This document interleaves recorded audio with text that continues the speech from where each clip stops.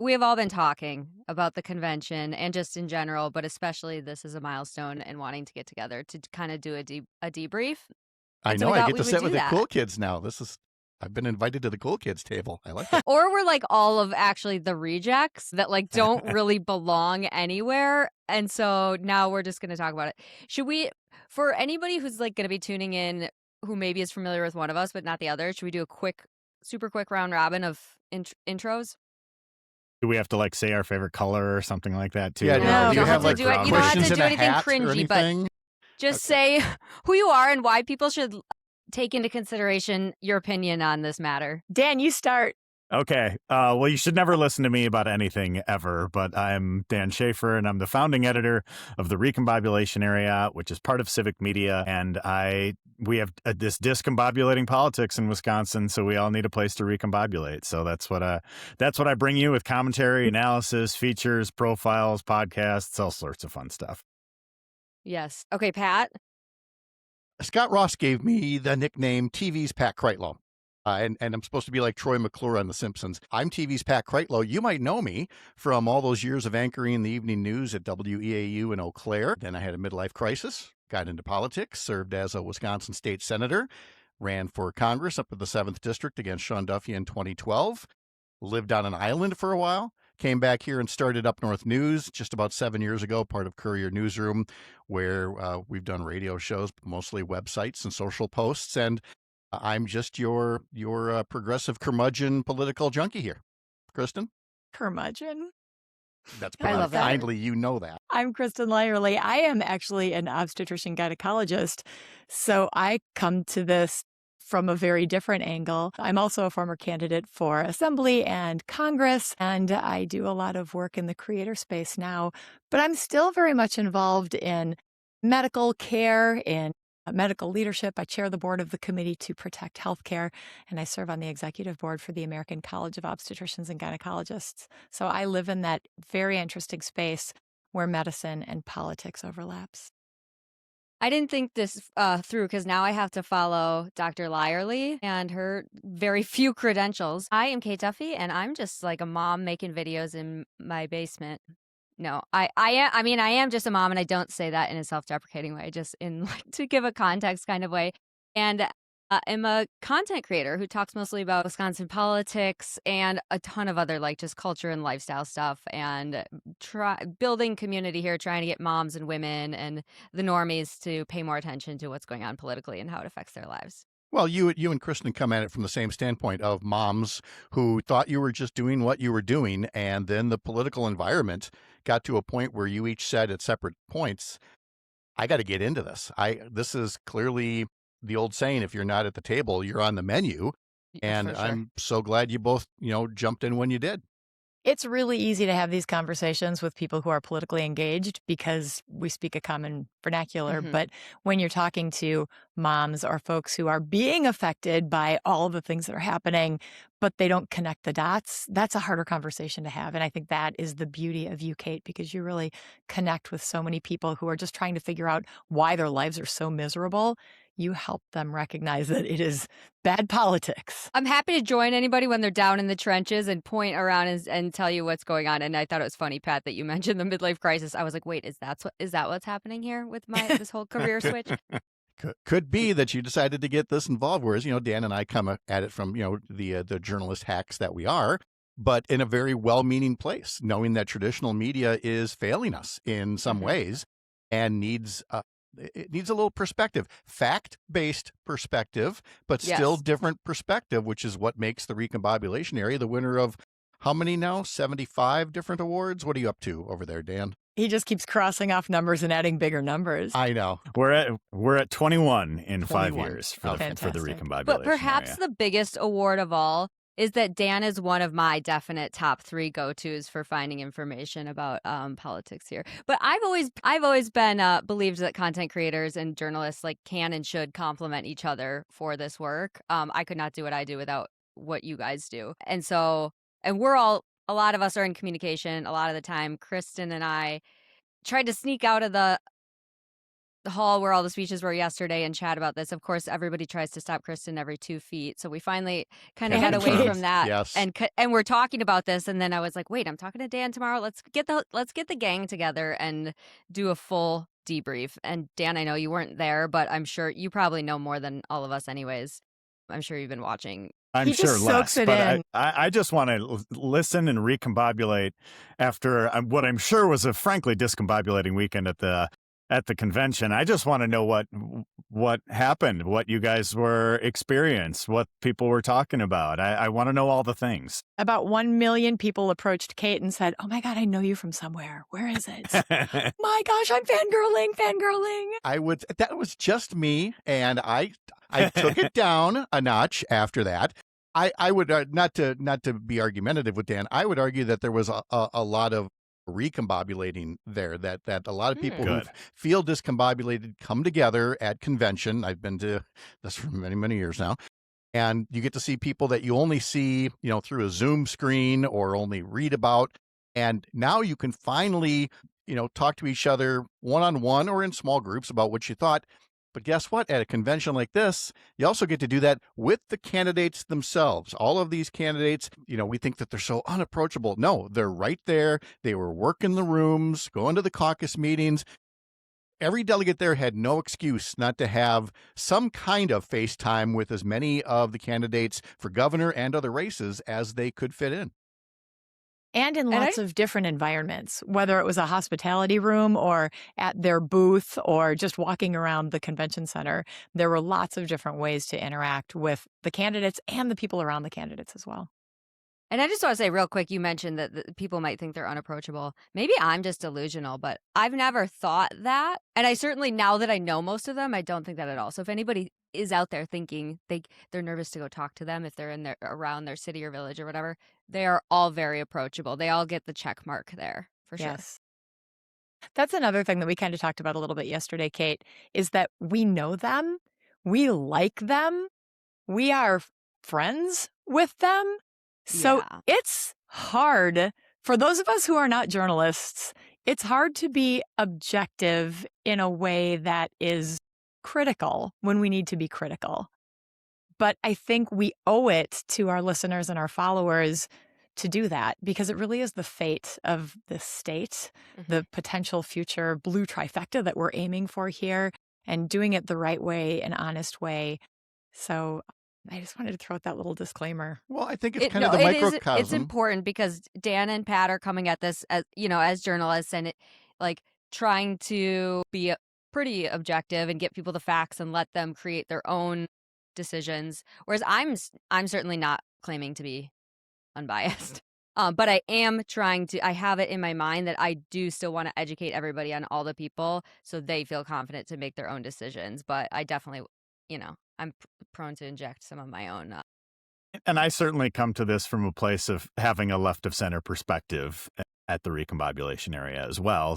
Before, when I was a reporter at the Milwaukee Business Journal writing about like new hotel developments in the city or whatever it might be, like that was pretty objective. Hard to be like all that partisan in there. But like since I started the recombobulation area in 2019, I've been, reporting on things, writing profiles, providing analysis, but it is with a perspective. It is with a voice. And, I might, like I did last week, have a piece that is in depth and, had some reporting to it or whatever. But a lot of it is still just my own perspective, my own takes, some hot takes here and there on the primary in that one. Got some interesting feedback from that piece, that's for sure. It was a great piece. But and I know, appreciate you promoting that one too. Yeah. Speaking of hot takes, let's get into the tea, and we may as well start off with the thing that is, in my view, the most prominent right now on Twitter and in some of the articles, but maybe needs some context for the listeners, the straw poll. The straw which I poll. found out Yes. is not literal straws. No, this was my first convention, guys, so I don't know. Okay, yeah, who wants to I'll go way back. Some thoughts. Back to when the earth cooled and when WisPolitics was this brand new outlet. Tell us the story, Grandpa.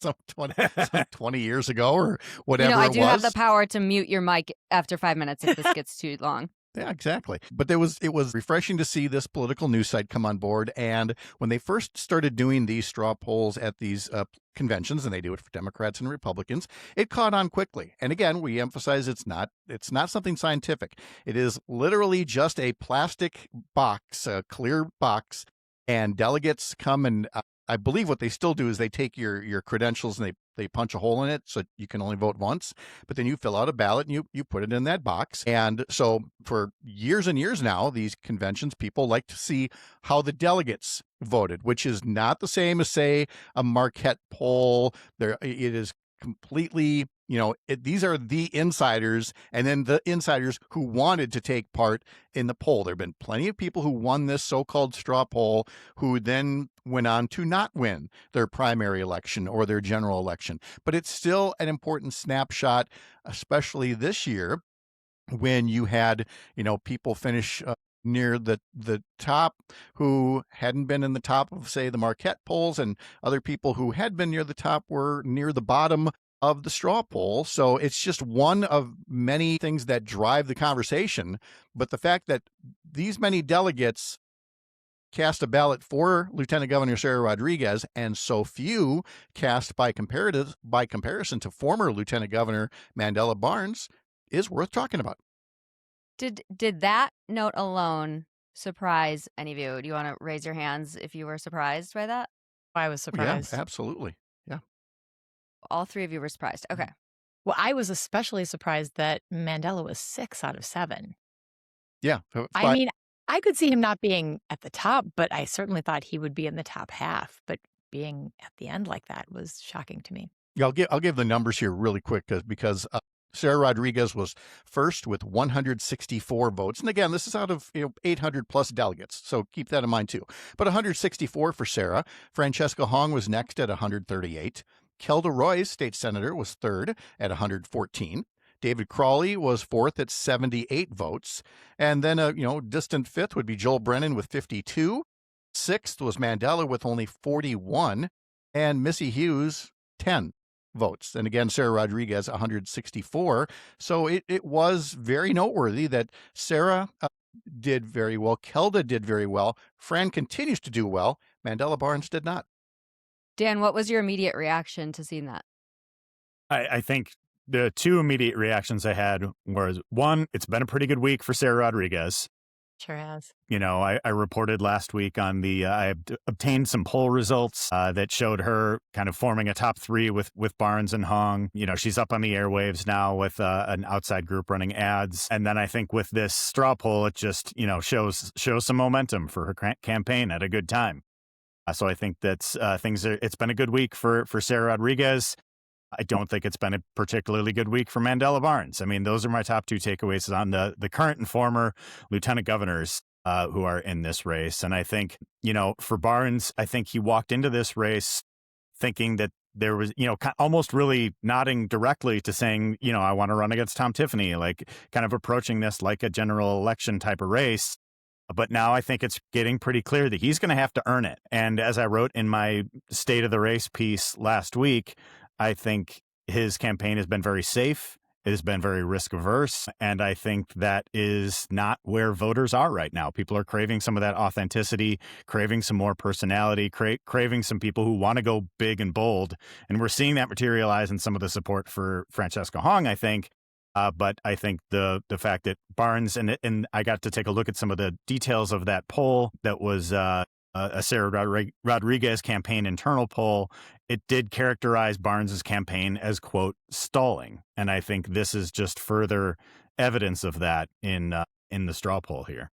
Well, and just some anecdotal evidence of my own vibes poll from being there. I will say Sarah Rodriguez has had a gaggle of people around her the whole weekend, which was interesting for me to see. Her hospitality suite, I know the video I posted, looked more empty. That was at the very end of the night. It was pretty packed. She had a lot of people in there. There was a lot of people though I would say it was much more diversified than I had anticipated, because on the internet the support is very lopsided. It was interesting to see they all had people around and at different points, but yeah. I think wasn't that surprised to see Sarah up there at all based on seeing the people around her all weekend. And honestly, same with Kelda. I made sure that when Governor Evers was wrapping up his speech Saturday night, the last of the program, and then everybody leaves the ballroom and comes upstairs to the hospitality suites. And I got out of the room early and planted myself there. And pretty much as I suspected it would happen, the line of people started going right into Francesca Honks because she had all of the early buzz. And then people, of course, went into Mandela's and, well, Josh Call because of the karaoke machine. And then others not so much. I mean, Joel Brennan didn't have his suite until the next morning with Bloody Marys. But again, as an anecdotal barometer, there's something to be said for where the delegates wanted to hopefully meet a candidate first and get to talk to them before, they get surrounded by all the rest of the delegates coming up. Let's be honest about the hospitality suites, though, because Let's. Fran had the game on and it was dark and they had atmosphere. So if you were in Missy's suite, which was, kind of like a room with a bar, that was nice. There were some people there. But if you went into Fran's suite, people were cheering and interacting and there was food. It was a very different vibe. So I don't think that was so much about the hospitality suite, Kristin. Well, If and you can give the people what they want. Fran's theme was Yes. house party. So it Yes. was dark, it was fun, it was Fran.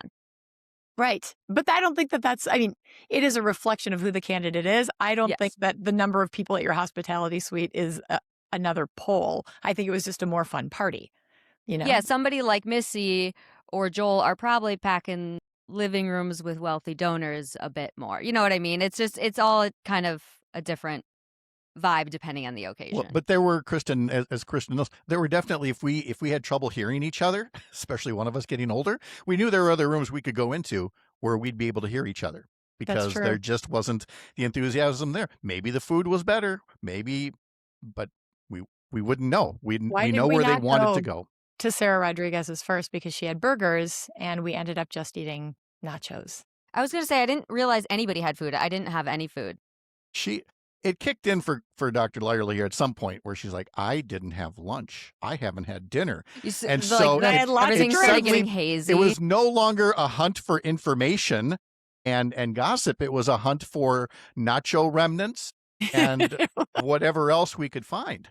Yes. But it was fun. It was a really Yeah, fun I think that's a fun way to get to know the candidates a bit better. And I did put up that video. David Crowley did not know his theme, which I actually thought was hilarious. And people will, I'm sure, pick that apart. I actually thought it was pretty endearing. And what that told me was that, as a leader, as a boss, he's focused on the important things and not micromanaging the other things. He clearly said, guys, you plan the hospitality suite, you got it. I'll be there. I'll show up. I'll schmooze. He didn't know what the theme was, and I thought that was an endearing moment. But what he thought the theme was his campaign theme. He came right to that. He said it's about affordability and these other things. He was on message. He was on message, just not for the theme. You could your staff go, actually, it's this. Oh, yes. It's that's disco. Yes. But he wasn't. It was like Gary from Veep coming in and being like, actually, it's disco night with David. See, to me, that seemed that struck a relatable chord as a dad who has daughters who want to have a theme of a party, and somebody will ask me what's the theme, and I was like, I don't know, whatever they decided. I know. I loved that. I do. Whatever you think about David Crowley or his policies, the man is impossible to dislike. You got to give it to him, right? And Dan, you said relatable, and I think that is one of the most important qualities in this gubernatorial race, because I think across the board, Americans are so tired of being sold a headline that has no story.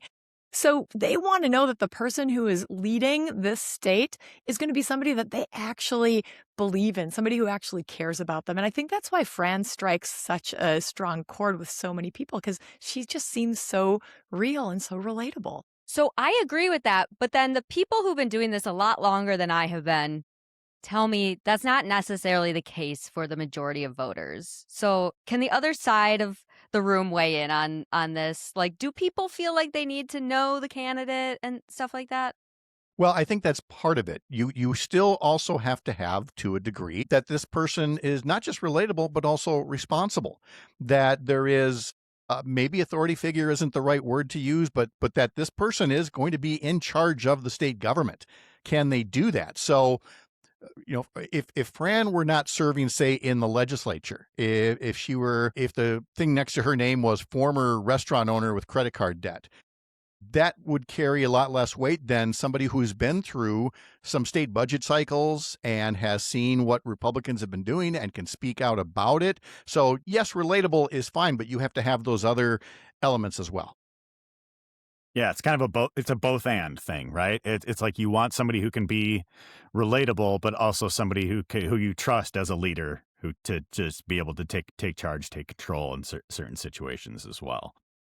And it's probably different from primary voters to general voters, I would assume. Yes, it is. And that's why I think here's a great example of contrasting messages. Now, we've talked about Fran's message. She talked about how in her speech, people are tired of getting screwed over. She said they have, they can smell bullshit, and that, she wants to be there fighting like hell for them, the way that Gaylord Nelson was and Val Phillips was and all of that. Contrast that with Kelda Roys, who's been a legislator for a long time, active before that, and she went right for the jugular. And after explaining the stakes, she said, "This is no time for newbies. I've been with you for 25 years. I don't have talking points. I have bills that have been passed." Now, neither one's right or wrong. Fran is clearly striking a tone with people, but there are others who will look at Kelda and say, actually, right now, we got to get people who know how to get things done from day one. And then all the other candidates have their own versions of that. But that was such a very clear both ends of the spectrum that primary voters have to decide which end of it means more to them. It was very interesting to watch the different speeches and the approaches and the things that each candidate felt was the most important thing to focus their 5 minutes on. Didn't you think? Kate, what stood out for you? I was kind of I was listening to them, but I feel like there weren't any big surprises from all of them, and I listened to everything all of them say so often. So I was more kind of like watching the room and watching the people and like kind of feeling how the energy was. Okay, so I do think it was smart for the ones who clearly like made something unique in their speech or something memorable, because otherwise it is hard even for somebody like me to like remember what they were even talking about, because a lot of them are talking about the same things often. I would say like Fran's was really good. It's always interesting for me to see her in like a scripted scenario like that, but I think it's good for people to see.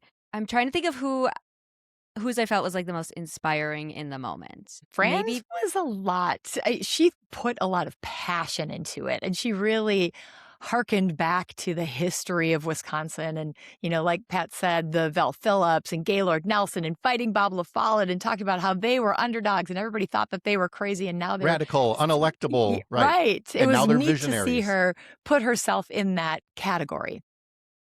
Yeah, I will say, like, here's how I'll put it. They were all good. I don't think the speeches were a make or break moment for any of the candidates. Right? Well, I think a couple of candidates needed that, and that would be the two people who said, well, when Governor Evers asked me to serve, and that would be Joel Brennan and Missy Hughes. And Missy Hughes talked about cleaning up the Foxconn mess. And Joel Brennan talked about turning, budget deficits into budget surpluses. They very much were trying to present themselves as Tony Evers, who you all love, turned to me as a fixer. But if I'm being honest, the vibe that was the delegates were giving to those two, to take it to its meanest point, was like, I don't even know why you're here. We have these other folks to deal with. And that has to suck if you have been, in both cases, so helpful to a governor from an economic development standpoint, running the administration.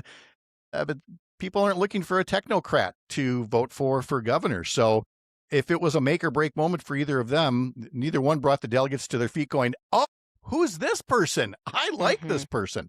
I think the person who came closest to that, who wasn't, one of the top tier people, was David Crowley, the Milwaukee County executive, who to me gave very much a next person up, next man up vibe, which again, I'm not saying he can't win in August, but I am saying that it was very good for him to run because he's a young man and he can do something in 28 or in 2030 or even 2032. He will still be a young man who clearly had no problem explaining his experience and his background and his feeling that Wisconsin can indeed elect a person of color as governor. But again, given the whole rest of the field, it's like, okay, that was a good speech. You're going to be one we're going to watch in the future. I didn't at all get that vibe. What did you get from him? I didn't at all get the next man up kind of vibe. I thought he was just putting it all out there. I really appreciated that he directly addressed being a black man and whether Wisconsin will elect a black man. And I loved that the audience, which was really pretty quiet, it wasn't a rousing crowd, but somebody in the audience yelled, "Hell yeah!" And the audience started to cheer. And that was a moment. And the rest of his speech was really very lively because he knows how to conduct a crowd. He does. He is also, I know Fran gets a lot of credit for like rallying the troops, being relatable, people loving her. Crowley also has that in spades. He's a natural at talking to people. I mean, every time I've seen him at anything, I just leave going like, I love that guy. And it's because of not only his experience in work, but the experiences he's had in his life and growing up in poverty and with a single mom. And he talks about those a lot. And they clearly have shaped him in a way that like you can't fake. You know what I mean? He's a very authentic, genuine person. And I think that was, when I wrote my piece last week, I had some critical words for Crowley's campaign because I think, I wrote that they needed a wake-up call. Because I think Crowley is this, I've seen him in work a room. I've done events with him in Milwaukee, and maybe it was my Milwaukee bias showing through when I first wrote this, but I thought he had the highest upside of any candidate in the race. And I think there's such an appetite for a candidate who can bring together all these different factions of the big tent Democratic Party. And he, when he campaigned for Milwaukee County Executive, when he first won 6 years ago, he campaigned as a bridge builder and being able to bring people together to get things done. And he has a record of being able to demonstrate that in Milwaukee County. I mean, the opioid overdose deaths have been cut in half. Homelessness in Milwaukee is like at national lows for large counties. Like he has a real record. There's a lot of like really smart under the radar stuff that he's been able to do in Milwaukee County. So I thought of him as this potential, top tier candidate in the race, but the campaign has been really quiet and almost invisible in certain senses. So I felt like, maybe this convention is an opportunity for him to get himself back out there, get back on the radar. But I do wonder if it's too late. We're 50 some days away from the August 11th primary. I mean, early voting before that, like, is there time for him to really get out there and get his message across, especially as he's really the only one in the race with a full-time job right now? Yeah, So I think that's part of it too. And I did hear from a lot of people saying, I think people had big expectations for him and they feel like it's been quiet. And I mean, it's worth noting, he is hasn't pulled above 5%, which is, I think, surprising to people. And I think it's just, it's probably a mix of his campaign. And also he does have a very busy full-time job. But yeah, now is the time. Like, I think his team needs to be spending fast if they want to stay in this thing. And having this full-time job really is the thing that makes him probably the most qualified person to hold the role of governor. I mean, he's already serving in that executive position. He's worked in the assembly, like you mentioned, his background, Kate. His portfolio is really very full. And with regards to spending, I was talking to a bunch of the different candidates, and there are already independent expenditures. That dark money is already being spent with David Crowley, with Sarah Rodriguez. We can expect a lot more spending, I think, as soon as this week. So I think we are all about to become much more acquainted with the candidates who have done the big fundraising, and that's going to be a game changer. And as well, it will be all of the candidate forums that they're doing. I think a lot of people have thought, well, I'm not seeing ads, so they must just be sitting at home or something. Far from it. They are on the road. And I have urged, the folks that catch my live stream or watch what I do at Up North News, that you should not just wait for the TV to spoon feed you political ads or the glossy cards that you get in the mail. With just very little effort, there's going to be a candidate forum near you. I inquired about maybe scheduling one, and some of the campaign managers just had this pained look on their face and said, Pat, in July alone, we have 29 candidate forums. So they are getting around the state, but they're talking to these relatively small crowds. And so, the political ads are going up. But I would say to folks that are listening or watching this, is to say, it wouldn't take much to find out if there's a candidate forum near you and to go there and actually meet these people and hear from them yourselves to get a better idea of who might get your vote. I have a Yes? question. Yes, ma'am. Yes. What is this thing you talk of that's a TV? You really know how to take it to Right. the TV anchor, don't But you? even digitally, like, it doesn't seem like any of them are spending really on digital. I mean, I'm getting Tom Tiffany stuff pushed on me constantly, which just like makes me nervous. He's all my pre-roll, and that's probably about how I'm cookied also. But yeah, I How mean, I'm cookied. Tiffany's had the advantage of being the nominee and like being out there with the paid stuff for a long time. And what do you guys think? What do Gee, you if guys make only. of Kelda also consistently polling really low and people calling her to drop out? And then, Dan, are you changing on where you're at with Kelda after this weekend? I do think I really liked her speech. I thought she delivered a great speech there. And, the way I characterized her campaign in my piece was that she has, it's like, this is going to be nerdy. You know that meme of from The Last Dance with the Michael Jordan documentary where Isaiah Thomas is saying, I met the criteria, but I wasn't selected. And I feel like that's kind of where things are with Kelda Roys right now. But she checks every box that you might be looking for in a Democratic candidate, but for whatever reason, she's not rising in the polls. And so Now- I do think I wonder if Francesca Hong running cut into some of her Madison support, at least split that vote to an extent. I think Mandela Barnes running, kind of occupied a lane of a non-socialist progressive that Royce may also be trying to run in. Maybe she just didn't quite get there in some of the early fundraising numbers, but maybe a WEAC endorsement doesn't mean what it did 15 years ago. But Clearly. I'm still intrigued with her campaign. But at a certain point, you got to start making moves. You got to start rising in these polls. And we have not had that many public polls in this race, but of them, she has not registered well. So, it's kind of got to get moving now. I think that the WEAC endorsement still has the opportunity to pay off. It's not as big and powerful as it used to be. It doesn't have the money, but it still does have, membership. It still does have communications. So if Kelda does, beats expectations, I think it will be for that same kind of message that the WEAC endorsement still carries something. But right now, I mean, I know there's a lot on Kelda's shoulders. I think if you're in WEAC leadership, you got to feel like there's a lot on your shoulders as well. You didn't have to make an endorsement like this. So how are you going to make that count for something? I would also add, what I hear in Northeast Wisconsin, which is not Madison or Milwaukee, is Kelda, Kelda, Kelda. She's very popular up here. And in fact, Barbara Lawton, former Lieutenant Governor Barbara Lawton, endorsed her and has a big endorsement editorial coming out in the Cap Times tomorrow. So I think Kelda is making a big push in parts of the state that are not yet claimed. And there are a lot of voters up here who are independent voters. They're going to vote for you if they like you. Here's what I'll say about Kelda.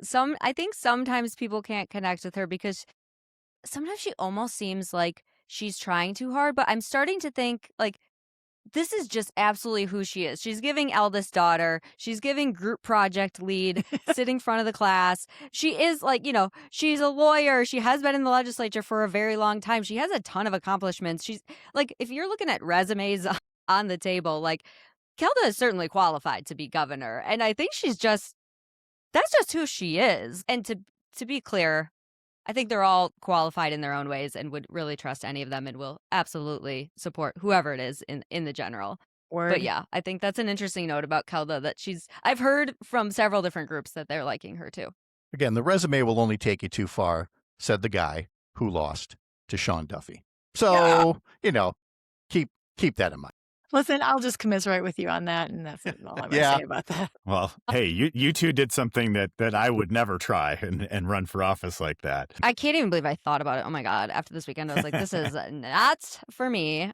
So God bless everybody that does it because it's a lot of work. I want to come back to something you mentioned before about Tom Tiffany being up on the air and everything. And what I want to say is that, gosh, if only there were an organization that could provide some air cover to this field of very good candidates until one of them is the nominee. I mean, they're all part of a state party, right? Is there a state party here that could be running ads or something? Or like a party that gets a lot of money? Right. Or maybe a national group. So for all the folks that are saying, gosh, where are those candidates? Why aren't they up? I'm over here saying the same thing about certain other groups, parties, whatever you want to call it. Where's the air cover right now? It's MIA.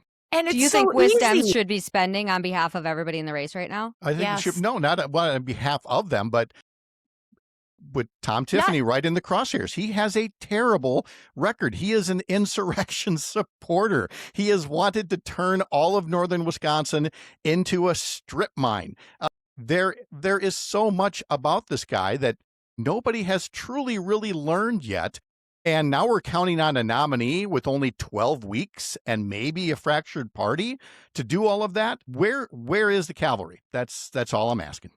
I think that the WisDems should be supporting all of the candidates. I think that they should be tying Tiffany to Trump, who has a 28% approval rating, Yes. as much as possible, because that will undermine his credibility. And then when we do have a candidate, boom, they can take off and, do And what I they can think for I themselves. think they are, and the groups are, and that's kind of what they're trying to like hammer that home, because people need to understand his record and how far up Trump's ass he is. I can say that because I'm not on the radio. Because It's weird to see Pat and be able to swear at the same time. Pat cringed for our listeners because he comes across, he's trying to play like the dopey Evers, like relatable up north Wisconsin guy. Shucks, yeah. Mhm. You But he betcha. is kind of an up north dopey Wisconsin guy, but he also just happened, like, he's not Derek Van Orden, but he has terrible votes. Like, all you have to do is look at his record and know it's bad. But I'm like, ugh, are most people going to look at his record? So I get a His little whole- nervous that his whole shtick come has across as been bad. xenophobia. It's been, he talks more about the southern border and illegals more than anything else, unless it's standard pablum from the Republicans about, regulations and taxes. There's never been an original thought. There's never been a sliver of daylight between him and Donald Trump, because there isn't one. There is no capacity there for independence or for really proposing anything that's unique. He never did it as a legislator. He never did it as a member of Congress. He is literally just a tiny cog in a big right-wing political machine, but it does come with a record, like you said, and that's the record that people should know. He's a lemming. And this was said over and over again over the weekend, that he has voted with Donald Trump 100% of the time. And I think that's an easy thing that we can repeat again over and over again, because it's a short little thing that people will remember. Yeah, Well, he's I an think he's- L7 weenie. Well, and I think he's tied to both two electoral anchors that are going to sink him, I think. One is, of course, as you said, Donald Trump, and like as a member of Congress, voting 100% in lockstep and putting absolutely zero daylight between him and Trump on anything, even like the outrageous election denier stuff that voters hate, especially midterm election voters hate. And I think that's going to be a problem. And then he's also tied to the Walker-Voss years in the 2010s. And I think, that type of people don't want to return to that either. And so, but I do think some of what you're suggesting about like going on, maybe running some attack ads from WisDems or from some of these outside groups, I do think that would be smart and effective to be doing that right now as the Democratic candidates are duking it out. I also think the way that Tiffany is running his campaign is reflective of kind of the shift in the center of power for Republican politics in Wisconsin, where it was the WOW counties and the suburbs forever. I'm from Waukesha County. Like that was, Walker Central. And now I think it is shifting to kind of a more of a Northwoods as like the center of power. Yeah. And so I do think he's really leaning into that kind of like Northwoods supper club fish fry aesthetic that I think is kind of having a moment right now too. And I think that is somewhat of a smart approach. But again, like you've all hit on it too. He is a very far right Republican. Like he is no moderate by any stretch of the imagination. And so I think it would be smart of some of, whether it's the party, whether it's some outside groups, whatever it is, to define Tiffany now, so that voters don't have this association of just like Northwood Supper Club vibes. I Well, like I the way think you're it's gonna helping my take- branding on this. Our weekly newsletter transitioned Yeah. to a supper club steakhouse vibe, so that people, when they're at these supper clubs, can go, well, yeah, I've typically voted Republican, but holy cow, this guy, The problem is Democrats and other, people who put out ads in the Democratic messaging sphere use right-wing extremist language so often that I fear coming from like a normie's perspective that it has become quite meaningless. So in a scenario like this where he is a far right extremist,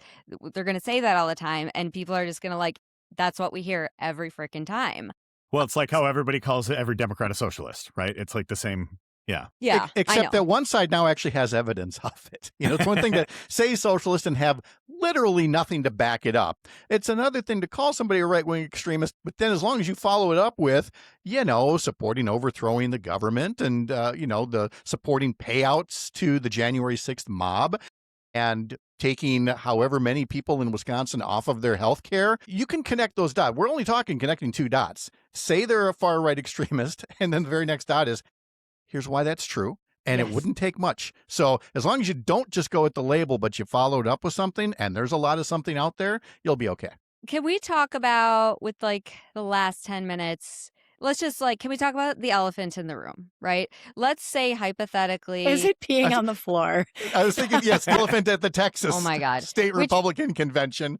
But by the please, way, go ahead. Was absolutely hilarious. And I will say, Sarah Rodriguez had a donkey walking around with her. It was not a real donkey. It was Costume, a mascot. Yeah. Mm-hmm. Yes. When we are talking about this, I know we say like primaries for the heart, generals for the head. However, we all have, communities and audience that are looking to us for advice. And so it's more about just our own personal, what's in our heart. At least I feel responsible to have to like be real with people and look at so many different data points.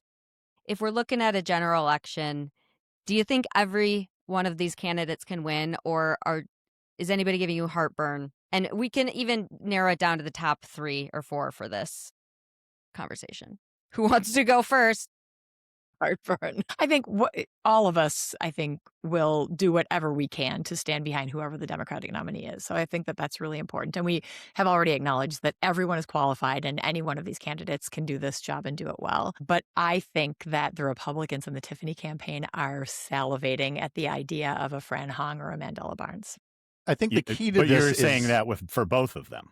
For both of them. For either one of them. Because they are so progressive, and because and I addressed this with Fran early on, she's a democratic socialist. So we're back to that label, which automatically up north where I live, that scares people. And Does it? I don't know. Yes. I feel like it's just a term thrown around by all the political people. I just don't know if like everyday people are taking that into account. Well, so everyday Joe people McCarthy don't was get actually born like a couple miles away from where I'm sitting right now. And that it's still, when I tell people, like remind them that our football team is owned by the people and like technically they do not like socialism. They don't want to hear it because they're so indoctrinated with this language, especially now because we're so polarized. So yeah, I do think it matters. But here's the interesting thing about that though. Fran doesn't give a shit. No, she doesn't. And she quickly follows it up. She's not running from it, which sometimes doubles down. She explains what it is, which is fine on coming onto a talk show like mine or doing a story for Up North News. But what's one of the oldest adages in politics? If you're explaining, you're losing. And so in the time it takes you to explain how democratic socialist is not the same thing as, old school socialist, people don't care. They just hear socialist, and it's right up there with defund the police, which also was rooted in the correct message of proper allocation of resources because police officers don't want to be social workers. But when you take a label like defund the police and you have to explain it, well, now you've already lost. So the label does mean something, even if there's good intentions behind it. I do wonder if that's changing, though, because there's like this political science theory that says a progressive idea would get introduced and 10 years later, it becomes a little bit more mainstream. So, the example of that people will often talk about is, 2004, gay marriage was a wedge issue that Republicans used to reelect George W. Bush. 10 years later, it was the law of the land. And so I'm wondering now if like Bernie Sanders' campaign in 2016, that was 10 years ago now. So are people, do people, especially younger generations, associate democratic socialism with Bernie Sanders or like some sort of Cold War mentality that nobody under 40 maybe hadn't experienced, right? That's what I'm saying. But I do, to your point, Kristin, I do think all the Republicans are tripping over themselves at the possibility of being able to run statewide against a Madison socialist who said a bunch of woke shit in 2020, right? But like I do think about, though, that that's what Trump won on, basically. Saying all this crazy stuff and then not that it's the same, but like it's the earned media she's getting from them talking about her actually has a lot of value too, I think. Yes, but who votes? Like, Dan, I think you're right. Like, when I talk to my kids who are all Gen Z, they share the same ideals that we're talking about here. But I think they're much less likely to vote than the boomers who are still living in that old paradigm, and they're not going to change. So Especially in until a we midterm. see that, yes. So, and I see it all the time. These are all the people that I live with. You know, northern Wisconsin is so much older than Madison and Milwaukee. So I think until we see that generational change, I don't know that it's going to take hold. And that's what makes it so tricky to message in this state. Yeah, it really comes down to, I mean, we talk about turnout all the time, but where's the enthusiasm prior to turning out? What I mean is this: your candidate didn't win in the primary. You're still going to vote in the general, and you're going to vote for this other person, even though you didn't support them in the primary. But are you going to talk to any of your friends and neighbors about it? Because you were really talking up that candidate beforehand, and then he or she lost the primary. And I'll pick on Fran in this case, and you really wanted Sarah or Kelda or Mandela or somebody else. Now you've got Fran. You're going to vote for her because, again, it's Tom Tiffany. But are you saying much? That's the thing that I feel like I've been seeing in the 3rd congressional district the past couple of campaigns where there had been primaries and the people who lost on the primary were saying the right things, but their supporters were, just quietly showing up in November and not really bringing a friend to the polls with them. That's a genuine worry coming out of this one as well. Yeah, I think it's very important how much they motivate people. Frankly, I know everybody says and understands that she would be the riskiest option in a general. It would definitely be the hardest uphill battle, but I think she could do it based on like the momentum I'm seeing. Do you guys have the same concerns about Mandela winning against Tiffany? Yes. What you're getting in Mandela is, people go, well, what's different? The difference is he's no longer getting the benefit of the doubt. He got the benefit of the doubt in 2022 that he's got the name ID. He's the one that can do this. The other candidates eventually made way for him. If he was expecting that this time, he was in for a rude awakening because people are saying, nope, we're just going to go at this. And the delegates there, as you saw in the straw poll, again, just a straw poll of delegates, but they are not giving him the benefit of the doubt and saying, he almost got there. Let's get him over the hump again. No, he's going to have to get that on his own and not just assume that there was still some goodwill left over from 2022. And if he's the nominee, look, no Democrat beat any incumbent Republican senator in 2022, and Mandela actually came the closest, okay? That's all true, but what's equally true is that a whole lot of Wisconsin Democrats felt like he ran a lackluster campaign, and I wondered if they were ready to see that he's learned his lesson and is going to charge forward, but you sure haven't really seen that yet. Yeah, it's what people are not getting with people's concern is that it's not about the loss. That's not the problem with any of us. Well, and I think Mandela's campaign right now is stuck in this very odd space because he's not the progressive in the race this time. He's not the furthest left. Fran Hong is going to be to the left of him and any other candidate in this race. So he didn't have that available to him as a lane. And it's also, he can't bill himself as the most electable candidate in the race because he lost. And because, there are other challenges that contributed to why he lost. And so I think, some of the folks that I was talking to when I was writing my piece last week, some people think that Francesca Hong can win. Some people think that she absolutely cannot. And there are the same people thinking that for Mandela Barnes. And so if you're looking just to electability, you're just like, hey, I like all 7 of these candidates. I just want to win. There's a lot of those types of voters. And I think right now, Sarah Rodriguez has probably the most momentum there. You could also make a case for Kelda Roys. You could make a case for David Crowley. Maybe yeah, it's like for the Joel further Brennan. down they're polling, the better chance they have in the general. So it's kind of like, but that's not how it's going to be. It's probably going to be one of those 3. And also, Mandela's wouldn't be running against Ron Johnson this time. Right. And I'm talking about it being a motivating factor for people to feel engaged and motivated because of that factor alone, not necessarily about him. There is that, but again, the thing that Ron Johnson had, and what I've said ever since that election night, was Ron Johnson did not win that election. It was a couple of billionaires who dragged his carcass over the finish line, spending so much money on these wildly racist ads. And they're going to go in for Tom Tiffany no matter what. I don't know what the message will be this time. I know what it'll be, of course, if it's Mandela, but whoever wins this is not necessarily running against Tom Tiffany. You're running against Diane Hendricks and John Menard and the Elines and everybody else that's out there. And I mean, it's been fun talking about the primary for the last hour, but soon enough, we're going to have to switch gears for whoever that nominee is and say, yeah, you can take it to Tom Tiffany, but you better be sure to take it to all these billionaires because they are coming back. Yeah, let's name them and shame them. Come on, let's get going. Can we go back to the straw poll for just a second? Because I feel like that is a real leading indicator. When you look at like the Marquette poll and they're polling the general public, that's just like what they're trying to pick up on. The general public isn't nearly as engaged. But to see that the party faithful has chosen in the straw poll Sarah Rodriguez, she's the safe one. She's the lieutenant governor. She's the one who we think can get the job done, who is also the most electable. That in itself, I think, is very meaningful. Yeah. I think a lot of party insiders went into the season thinking Mandela was the safe one, and I feel like we're coming out of this weekend thinking maybe the safe one has shifted. Would you guys agree with that? The ground is shifting. Yeah.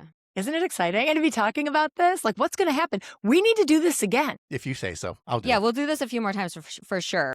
Because we'll have to keep checking in because things are changing so quickly. And it's like, but it's also going to happen soon. Mail-in ballots are going out. So if you are listening to this, go to myvote.wi.gov right now. Make sure you are registered to vote. Request your mail-in ballot if that's how you want to vote. But know that this is coming down the tracks very soon. So call your mom. Yes, tell friends. We got less than 2 months to go. Early voting is what, 6 weeks away? I mean, we're in it now. Ballots go out soon. And if you can't call your own mom, call me or Kate. We're here for you. Yeah, or just call someone. Call someone and make sure they're registered to vote too. You know? Yeah. We got to really double and triple check these days. Everybody's looking for content ideas. You can stop with the recipes, whoever you are out there, or whatever it is taking on a hike. Take one of your reels and discuss why you think this person is going to be the one. That you didn't even think about the governor's race until you listened to this show, and now you have some thoughts on it. Share that with your friends. It means a lot more than you might think. Make a recipe while you're talking about it using some Penzeys spices. See, this is why you're so good, and I just sit at a desk and read a teleprompter. It's so fun to watch the next generation. I would do that idea for myself, but I can't really cook. So there you go. Anybody listening to this, there's a free idea. Okay, well, I think this was good. I don't know if it helped anybody make their decision, but hopefully some of you could read between some of the lines. And I don't know. You can send any of us an email or DM, and probably some are more reliable at others than getting back to you. So just take your shot. In the meantime, Kate and I are going to be making mac and cheese and thinking about politics. Yep. Okay, thank you guys. Thank you, Kate.